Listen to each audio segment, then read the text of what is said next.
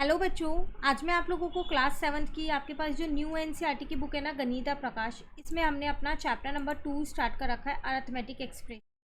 तो आज की क्लास में हम क्या टॉपिक करने वाले हैं? आज हम करने वाले हैं स्वैपिंग एंड ग्रुपिंग, जो कि हमारे पास पेज नंबर 29 पे है।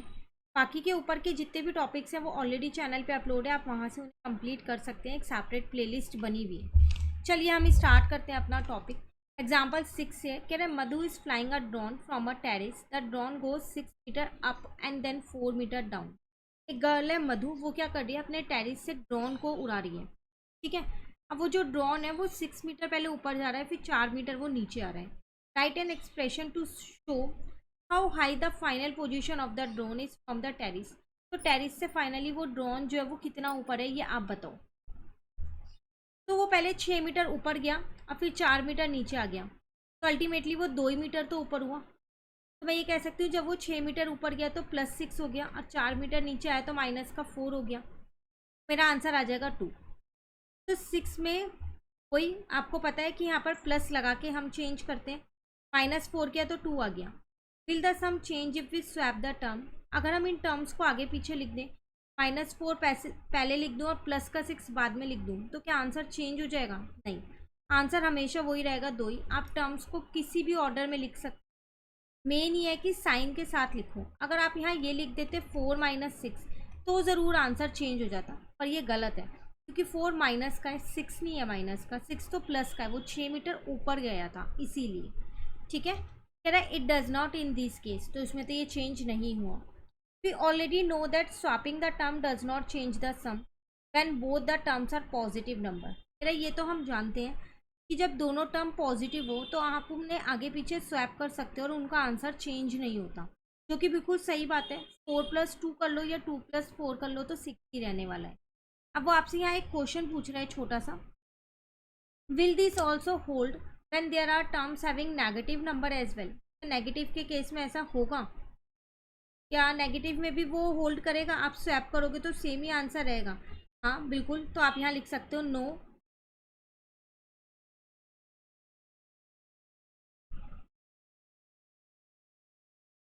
The sum will not change, sum जो है वो चेंज नहीं होगा। Even on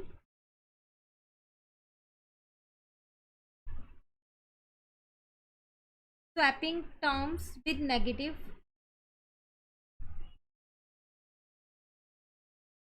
numbers. आप नेगेटिव नंबर्स को आगे पीछे कर लो पर सम चेंज नहीं होगा। उन्होंने बोला एक एक्सप्रेशन दे के बताओ, तो हम यहाँ एक एग्जांपल ले लेते हैं अपना। तो मैंने ले लिया यहाँ पर अपने एग्जांपल में दोनों मैंने नेगेटिव टर्म ली, तो एक -3 प्लस -9 ले लिया, तो मेरा आंसर -3 -9 करूँगी तो -12 ही आएगा, कि दोनों माइनस के हैं। और अगर मैं इसे स्वैप कर दूँ यहाँ पर, तो -9 पहले कर दूँ और -3 बाद में, तब भी मेरा आंसर आएगा तो -12। आप कुछ भी कर लो आंसर सेम ही आएगा। आप नेगेटिव नंबर्स को स्वैप करो या पॉजिटिव नंबर्स को, उससे कोई फ़र्क नहीं पड़ता है। साइन के साथ स्वैप करोगे तो सेम आंसर आएगा। ठीक है। फिर आपसे यहाँ कह रहे हैं can you explain why this happening using the token model of integer that we saw in the class 6 text book of mathematics. आपने क्लास 6 की बुक में टोकन मॉडल हमने लास्ट क्लास में भी समझा था, ये क्या होता है। तो कह रहा है आप उससे इसको एक्सप्लेन कर सकते हैं यहाँ पर। तो चलिए उससे भी हम यहाँ पर करके देख लेते हैं। तो मैं यहाँ लिख देती हूँ using token model.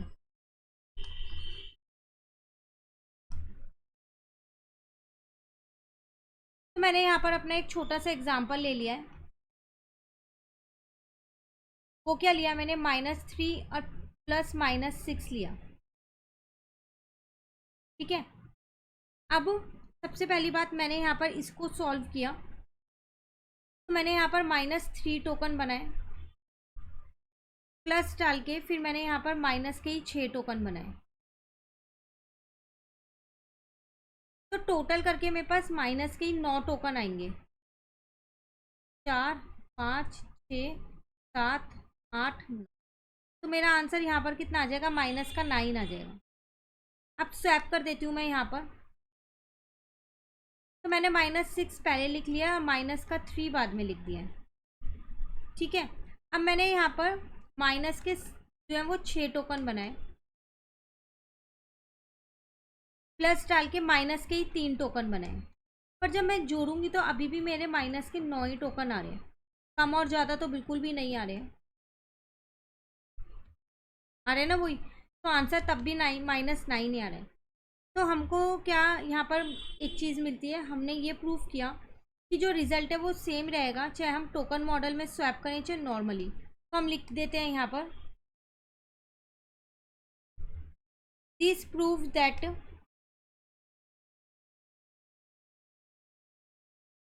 The result remains same even on swapping the position of the integer।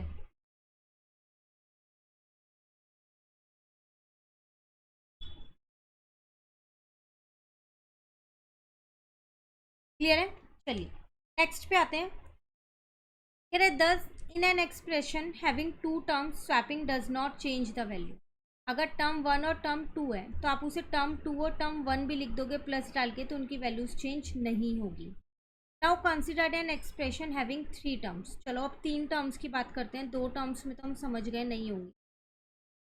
-7 + 10 -11 है। Let us add this term in the following 2 different order. तो उन्होंने 2 तरीके से ऐड किया, पहले इन दोनों को ऐड किया फिर -11 को ऐड किया, और दूसरे केस में उन्होंने -7 अलग से छोड़ दिया और लास्ट की 2 टर्म्स पहले ऐड की। तो अगर आप अपना आंसर यहाँ देखो तो -7 + 10 3 हो जाएगा, ये -11 है तो यहाँ -8 आएगा। और अगर आप दूसरे वाले में देखो जब ऑर्डर चेंज हो गया तो यहाँ पर -1 आएगा, सॉल्व करोगे तो यहाँ भी -8 ही आ रहे हैं। But do you see the sum are same in both case. क्या दोनों केस में सम सेम था? तो yes, the sum are same in both case. Again we know that while adding positive number grouping them in any of the 2 above ways give the same way. तो जब भी हम addition के case में numbers की grouping करते हैं तो आप किसी भी ऑर्डर में ग्रुप कर लो, आपका जो आंसर है वो सेम ही आने वाला है। क्लियर? अब उससे रिलेटेड यहाँ पर क्वेश्चन क्या पूछा गया है, will this also hold when there are terms having negative numbers as well, take some expression more expression and check. Same वही अब आपको यहाँ पर बताना है क्या नेगेटिव नंबर के केस में भी ऐसा होगा। 3 नंबर अगर आपने नेगेटिव लिए हैं तो बिल्कुल होगा, आप उसको यहाँ पर सॉल्व कर सकते हैं। कोई एक एग्जाम्पल लेके सॉल्व करना है तो हम यहाँ पहले एग्जाम्पल लेते हैं फिर नीचे स्टेटमेंट लिखेंगे। तो मैंने लिया -2 + -5 एक साथ ले लिया और -7 को एक साथ छोड़, ठीक है। सेम अब मैंने -2 को यहाँ छोड़ दिया अलग से और -5 और -7 का एक ऑर्डर बना लिया। दोनों तरीके मैंने लिख दिया आमने सामने। तो यहाँ पर आ जाएगा -7 + -7, तो ये हो गया -14। अब ये -2 ऐसे ही है, यहाँ पर आ जाएगा -12 इन दोनों को सॉल्व करके, क्योंकि 7 और 5 दोनों माइनस के हैं, माइनस माइनस प्लस हो जाएगा, साइन माइनस का लग। अब 2 और 12 दोनों माइनस के हैं, माइनस माइनस प्लस हो जाएगा, साइन माइनस का लग। सेम ही तो आ रहा है। तो 10 V are getting same value in both case. तो अब हम मेन आंसर लिख देते हैं अपने, yes even while adding negative integers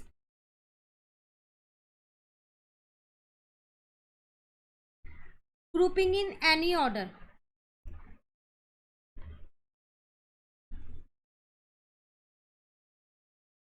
आप उन्हें किन्हीं भी ऑर्डर में ग्रुप कर लो, grouping them in any order gives the same sum. Clear है? चलिए आते हैं नेक्स्ट पे। Can you explain why this is happening using token model of integer that we show. अब सेम ही चीज़ आपको यहाँ पर टोकन मॉडल की हेल्प से शो करना है, जैसे अभी हमने ऊपर वाले क्वेश्चन में किया था। तो चलो फिर एक एग्जांपल लेते हैं। तो मैंने यहाँ पर एग्जांपल लिया आपकी बार, छोटे छोटे नंबर ले लेती हूँ, -2 प्लस -3 प्लस -4। तो इसका मतलब माइनस के 2 टोकन है, प्लस डाल के माइनस के ही 3 टोकन है, प्लस डाल के माइनस के 4 टोकन है। तो आपका आंसर कितना आएगा? कितने टोकन हो गए टोटल? 1 2 3 4 5 6 7 8 9। टोटल आपके पास 9 टोकन्स हो गए। तो यहाँ आ जाएगा माइनस का 9, है ना। ऑर्डर चेंज करो, स्वैप कर दो। -2 को अलग छोड़ा है, -3 और -4 को एक साथ लिया है। तो 2 टोकन तो माइनस के हो गए, यहाँ पर 3 टोकन हो गए माइनस के, प्लस डाल के यहाँ पर 4 टोकन हो गए। अब काउंट कर लो कितने टोकन है तो अभी भी 9 ही टोकन माइनस। तो आंसर दोनों केस में सेम ही आएगा। तो बोथ केस या फिर बोथ आर सेम। तो आप टोकन मॉडल की हेल्प से करो या डायरेक्ट करो, सेम आने वाले। Thus grouping the term of an expression in either of the following way gives the same value। तो हमेशा सेम वैल्यू मिलती है। स्टार्टिंग की 2 टर्म में तीसरी टर्म जोड़ो बाद में, या फिर पहली टर्म छोड़ के पहले ये दोनों जोड़ लो और फिर इसको बाद में जोड़ो। Clear? Let us consider the expression. उन्होंने एक एक्सप्रेशन दिया, -7 + 10 -11 again. What happen when we change the order and add -7 and -11 first. अब हम इन दोनों को पहले प्लस कर रहे हैं और 10 को बाद में करेंगे।